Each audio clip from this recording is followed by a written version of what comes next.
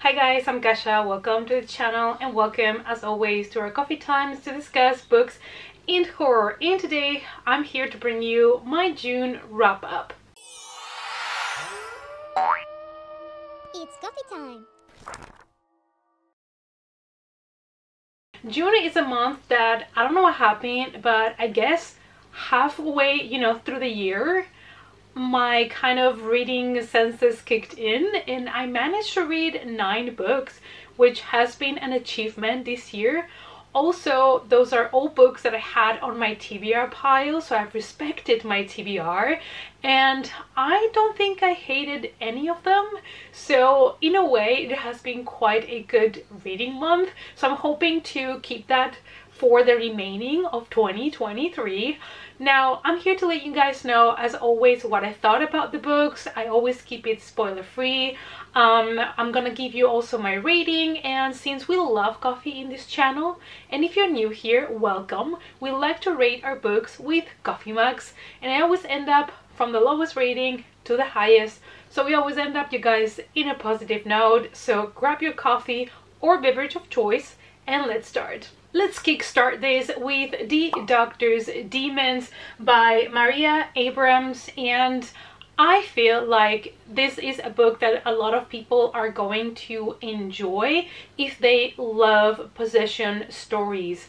I was really in love with the concept of the book because this is a book about children possessions, demon possessions, but viewed from the perspective of a child psychologist. Our main character, Hannah, is finishing her studies to become a doctor, and she comes across a case of a child called Elena, and she realizes that instead of her having like a psychological problem, actually she is most probably possessed by a demon. So she realizes that some kids that are taken by their parents seeking, psychological help might actually be possessed. So she is trying to help these children. I love that idea. I thought it's a little bit of a different take on your typical child possession story. The only issue that I had with the book was that it was quite simply written. There were some typos in the book as well, which, it's not something that bothered me too much. And even though I was really enjoying the story, I was entertained by it, I feel like there was a little bit something missing when it comes to Hannah's background and understanding her a little bit better as a character. Plus, I think that when I get to the ending, I was missing an element of surprise, some sort of like twist or turn. I think I was expecting that last kick at the end and it never came. But if you're looking for a demon possession story, this one is a quick read and I would still recommend you guys to give it a shot. Next we have Cry for the Strangers by Joan Sewell. So Joan Sewell is a writer that tends to combine certain themes in his books. You always have children, you always have a supernatural element, and in this case you have a really small community in a coastal town.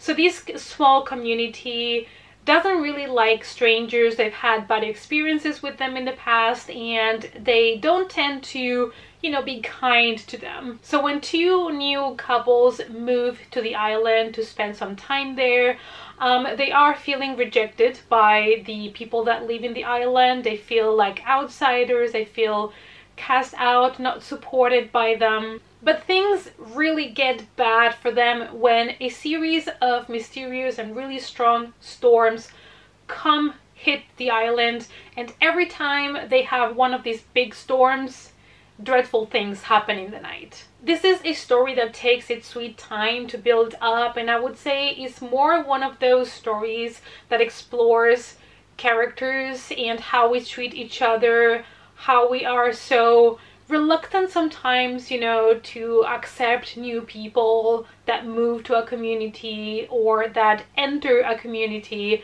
And I always enjoy how Joan Sewell presents his world and his characters, but I can understand that for some people these books might be a little bit too slow-paced and slow building. But I always love stories where you see humans kind of putting the blame on each other instead of reflecting on themselves sometimes.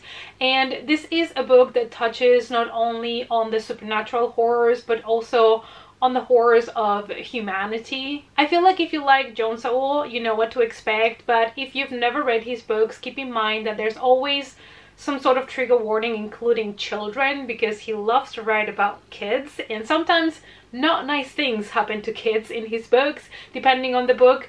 But I do like his writing style. I feel like the way he writes his characters and his small towns, it's something that captivates me for some reason. So even though it might not be for everybody, I do enjoy his writing.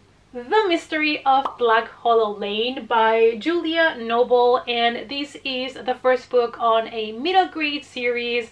I would say more than spooky. I would consider these a fantasy mystery, and it takes place at a boarding school, and we have to uncover family secrets and explore some old building, and that is what obviously drew my attention to the book. Emily is 12 years old.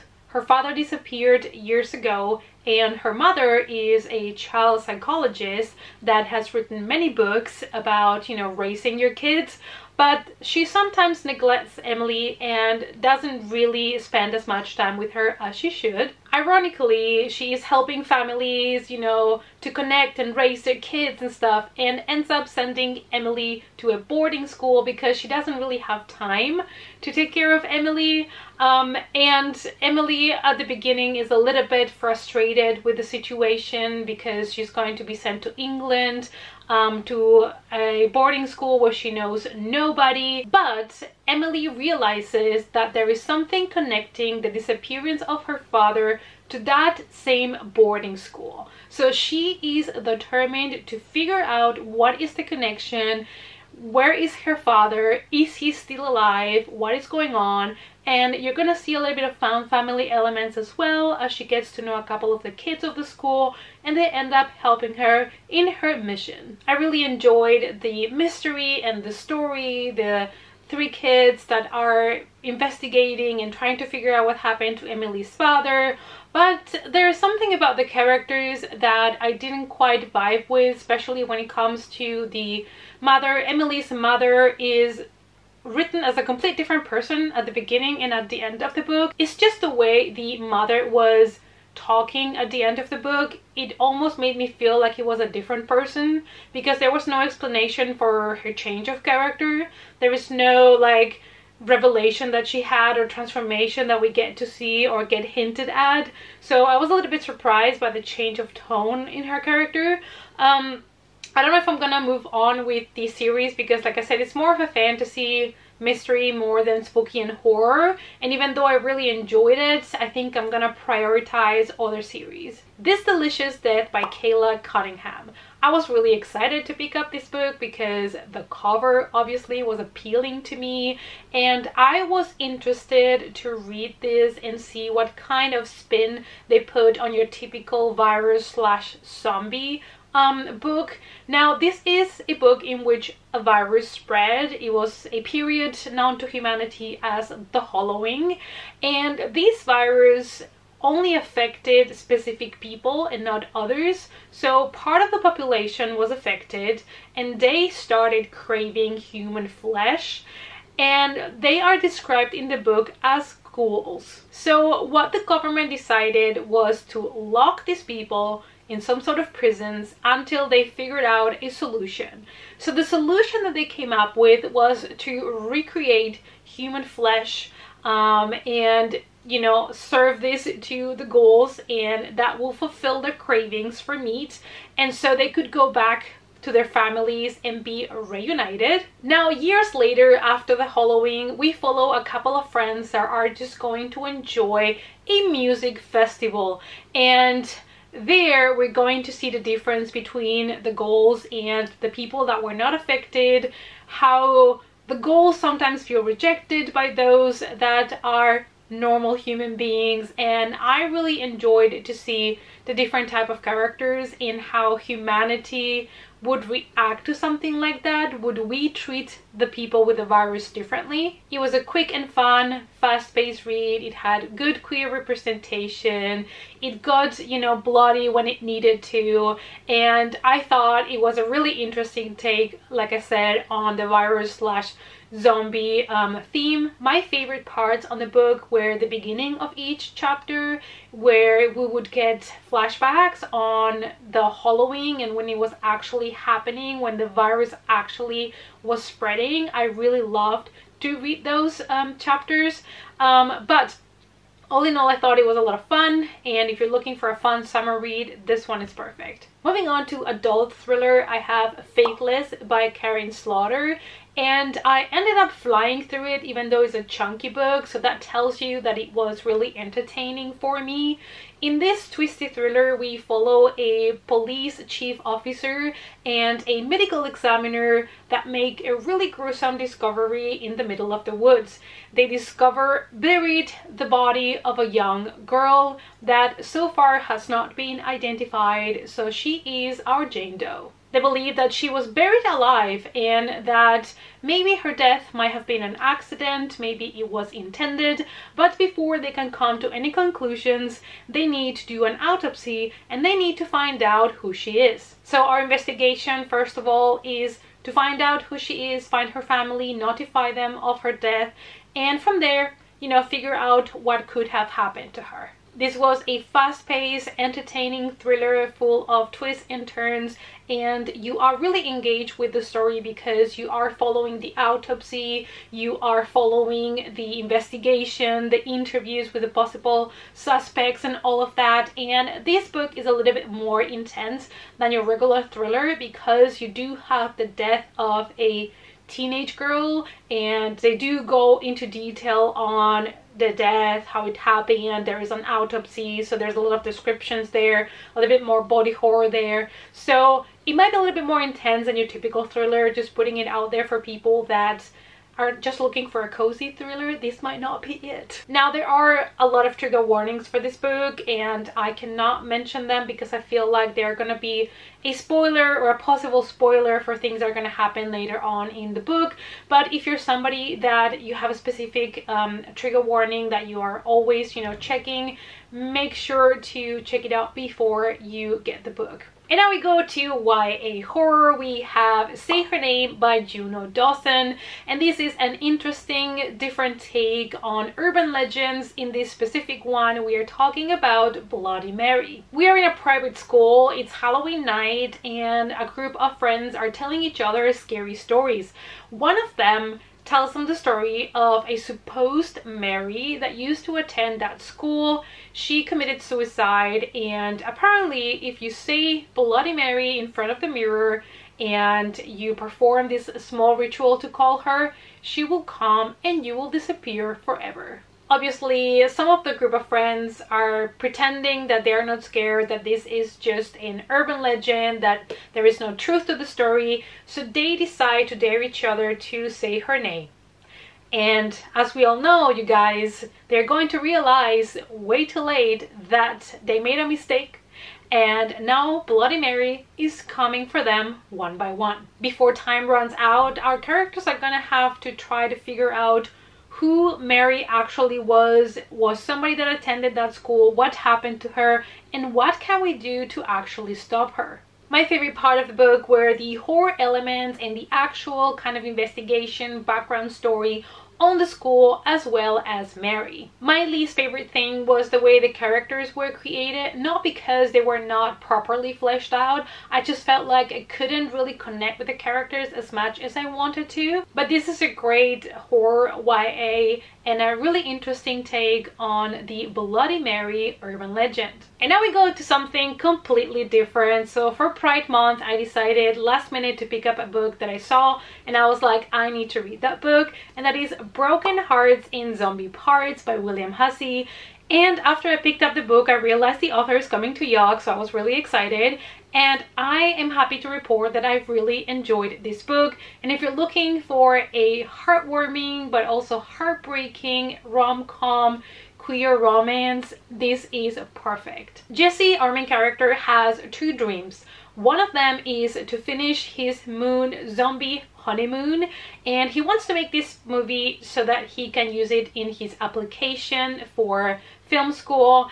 And the second thing that he wants to do this summer is he wants to find love, fall in love, have a proper boyfriend, but he's running also out of time because he needs to undergo heart surgery and he's a little bit scared about it, so he is also going to address all of that in the book. So we're gonna have a lot of moments of fear and fear of the unknown and fear of changing. So this is a perfect example of a coming of age story, because being a teenager means that you're constantly changing, but now he has that extra challenge of an actual surgery that he needs to go through. He also has all of these, you know, teenage angst when it comes to falling in love, friendships, and it's just such a great exploration in general of a boy and the struggles of being a teenager. I also love that the book brought us so many different type of characters that are in different stages in their lives, that have their own struggles, and the author gave them all room to, you know, explain what they're going through and what that is important to them. And even though the book was, for me, predictable for the majority of it, I kind of knew what was gonna come from the beginning. That didn't stop me from really enjoying and having a really good time with it. We go back to YA mystery horror, and we have Let's Play Murder by Kezia Lupo. Now, I've talked a lot about this book because I did a spoiler-free review of it, but this is one of those books that really surprised me this year. I picked it up, you know, based on the title. I thought it was going to be a fun mystery horror, but I didn't expect to be so addicted to the book. The moment I started reading it, I knew I was hooked and I needed to finish it ASAP. Our main character, Veronica, is playing an innocent VR game with her brother when suddenly she wakes up in the middle of nowhere inside of a manor, and there is a snowy storm outside, and she's alone in the manor with 3 other strangers. Our 4 players are inside of what's known as the game. Now, you don't get to buy this game, you don't get to choose to enter it, you are chosen to participate. So now we have 4 strangers that just woke up in this manor and they need to play the game. They do not have a choice. They need to solve a murder mystery in this VR game in order to be able to exit. There is no other way out. However, as they start playing the game, they realize that it is actually a dangerous game and that they might actually not make it out alive. I really enjoyed how the author combined like the old school elements of a Cluedo board game with the more modern technology of VR gaming, how the reader was really engaged and involved in the game, and how we were all trying to solve the murder. I think she also did a wonderful job at creating kind of a suspicious vibe on all different characters, like a really good Agatha Christie novel. I think this is going to be great for people that love murder mysteries, for people that are looking for YA books that have that Agatha Christie vibe, and also if you're someone that is enjoying all of these new books that are coming out that include more modern technology in them, like in this case VR gaming. And last but definitely not least, we have another YA murder mystery horror. We have Last One to Die by Cynthia Murphy. Now, this is another thriller that is gonna keep you at the edge of your seat, and right when you think that you have everything figured out, the author is gonna pull that rug under you and you're gonna be just shocked.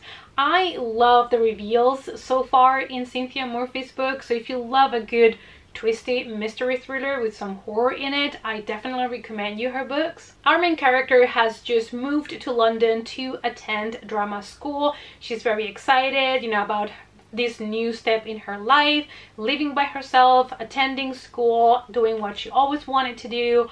However, girls start being murdered. Now, coincidentally, all the girls were girls that she had previously met, and all of those girls kind of look like her. So she starts to wonder what's going on, who is killing these girls, and she's determined to figure out who is behind the killings before maybe she is the next victim. This is one of those books that you're just gonna binge. It is just so fast-paced, and I just always love the pacing in Cynthia Murphy's books. I love the way it was written, I love the characters, and this was her debut and it's just so good. Like I said, I don't want to say too much about the story because I don't want to reveal anything, but this is a great murder mystery, so definitely pick it up. So you guys, those were the 9 books that I managed to read in the month of June. I have to say I am quite happy. I did enjoy all the reads, some more than others, but it was a really good reading month for me. Also, I managed to read all the books that I had on my TBR pile, which is something that I don't know if it's happened at all in 2023 up until now, so really happy about June and how that went for me. Let me know how was your June reading month and what is the best book that you read in June. Thank you guys as always so much for watching, and hope to see you all as always in our next coffee time. Bye!